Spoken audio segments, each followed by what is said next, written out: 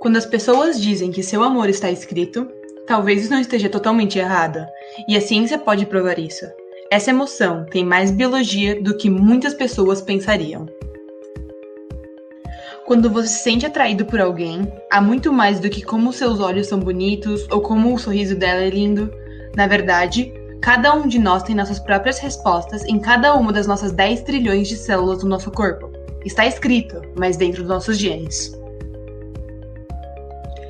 Vamos começar com o princípio de toda a humanidade, a teoria da evolução. No passado, nossos ancestrais teriam uma taxa de sobrevivência maior se seus pais trabalhassem juntos. Com muito tempo, o nosso cérebro começou a perceber que esse tipo de relacionamento é ótimo para espalhar nossos genes, e começou a desenvolver hormônios que nos encorajam a formar relacionamentos comprometidos. Este é o começo da monogamia. Encontrar um bom parceiro envolve basicamente 3 coisas: a atração, a luxúria e o apego. Cada um deles tem seus próprios hormônios. Vamos começar com a luxúria. Este é o desejo de gratificação sexual e acontece por causa da necessidade de espalhar nossos genes através do sexo. Os hormônios envolvidos aqui são a testosterona e o estrogênio. A segunda é a atração. Os hormônios aqui envolvem as vias cerebrais que controlam o comportamento de recompensa, como o feromônio. Esse sentimento bom aparece quando você vê alguém querido, explicando por que é tão bom estar ao seu redor. E por último, nós temos o apego, mais conhecido como friendzone. Embora a luxúria e a atração sejam relacionamentos românticos, o apego medeia a amizade e a ligação pais-bebê. O hormônio primário aqui é a oxitocina, liberada durante atividades que envolvem vínculos, como o parto, a amamentação e durante o sexo. Mas a pergunta continua a mesma. O que nos faz querer essa pessoa? E por que eu não posso simplesmente escolher quem eu vou amar? Bom, primeiro é lembrar que todos os seres humanos são animais, e assim como eles, constantemente fazemos parte da evolução. Como você pode saber, o princípio dessa teoria é simples. Se você se adaptar melhor ao ambiente, sobreviverá e transmitirá seus genes. Mas fazer isso não depende apenas de você. Para garantir que seu DNA ainda exista no futuro, você também precisa manter seus filhos vivos, fornecendo-os não apenas os seus bons genes, mas também os dos seus parceiros. Deixe-me dar um exemplo prático. Suponhamos que você é uma pavão fêmea que está ansiosa para conhecer o pai de seus filhos. Seus companheiros em potencial são 2 pavões machos, apenas com uma diferença: suas penas. O primeiro é marrom e opaco e o segundo tem penas coloridas e brilhantes. Espero que tenha escolhido o segundo, porque os seus genes indicam quão saudável e forte ele é, para que ele possa procriar e gerar bons filhos. O mesmo acontece com os seres humanos. Características que representam melhores genes são mais atraentes, porque elas nos dão a ideia de que seus filhos serão mais fortes. A ciência tem tentado entender quais características queremos em um parceiro e o que elas representam. Existem características que são óbvias, como a saúde, a fertilidade e a capacidade de investir na criação dos seus filhos. Estas sequer são exclusividades para os seres humanos, e todos nós esperamos encontrar alguém desse jeito. Mas há também uma preferência individual. É muito improvável que o seu parceiro ideal seja o mesmo que o meu. Mas mesmo essas preferências são possíveis de prever. É mais provável, por exemplo, encontrar alguém mais atraente se ela for semelhante aos seus pais. Isso é simples. As coisas de família são atraentes à medida que elas são bem mais, familiares.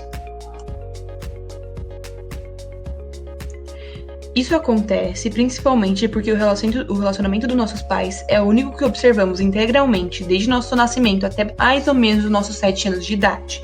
E depois dessa idade seguimos observando, mas nossos pais deixam de ser nossos modelos, então procuramos nossos próprios modelos. É claro que isso não inclui os membros da nossa própria família, e isso também tem uma explicação biológica. A herança entre irmãos, por exemplo, pode levar a um distúrbio genético. A evolução, vendo isso, nos fez não sentir atraídos pelos membros da família, porque eles não nos levam a uma boa criação. Outras coisas que também achamos atraentes são alguns traços de personalidade. Em geral, as pessoas com competência e entusiasmo estão dispostas a ter melhores parceiros. A explicação é simples. Essas características não são apenas boas para os pais, mas também para os filhos. Então, mesmo que você não esteja disposto a ter filhos, a evolução colocou isso na sua mente. Então você procura por parceiros desse jeito. Outras coisas que também podem nos influenciar são as semelhanças. Os cristãos apelam para os cristãos, as pessoas educadas são atraídas por pessoas educadas, os extrovertidos amam extrovertidos, porque é mais fácil nos comunicar, entender, conhecer e confiar alguém que fala nossa língua, adquire nossa cultura e compartilha nossos valores. A atração física é outra coisa. Ninguém quer se casar com alguém que é bem feio. Isso nos abre um espectro totalmente novo do que somos fisicamente atraídos por. Para simplificar, eu trouxe alguns exemplos. Antigamente, quando as mulheres competiam entre si por maridos de mais alta qualidade, tinham em vista um valor reprodutivo em termos da distribuição das reservas de gordura, o que significa que mulheres com pernas maiores e a parte de trás também são preferíveis, porque elas mostram uma maior produção de estrogênio. Como o estrogênio favorece a função reprodutiva, outras características que também indicam essa alta quantidade é o nariz fino, os pés pequenos e a pele sem pelos. Por outro lado, a aparência física dos homens tende a se comunicar mais com o domínio social, que tem efeitos combinados de intimidar rivais reprodutivos e atrair parceiros. Braços fortes, barba e uma voz profunda significa que esses indivíduos têm uma taxa mais alta de testosterona, que tem o mesmo efeito do estrogênio, mas ao contrário. O cheiro, a dieta, a fertilidade, voz, maturidade também podem influenciar na nossa escolha final. Todos estes têm um significado evolutivo por trás.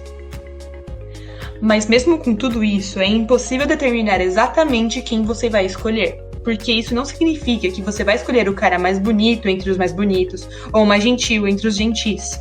Isso é individual e depende mais de você do que a biologia dentro de você. Então, o que acontece é que a evolução nos leva a entender o que queremos em nosso parceiro, mas não o parceiro em si. A biologia e a sociedade nos direcionam para a loja certa, que possui os itens que nos ajustam ao nosso orçamento, gosto e necessidade. No entanto, eles não podem determinar qual item vai comprar. Assim, decidimos por nós mesmos usando um processo interno subjetivo que é obscuro ainda para nós, e não obedece necessariamente aos ditames da racionalidade, das pressões evolutivas, culturais ou ainda mesmo nossa própria vontade, planos ou intenções conscientes. Assim, como nosso amigo Renato Russo diria, e quem irá dizer que existe razão nas coisas feitas pelo coração?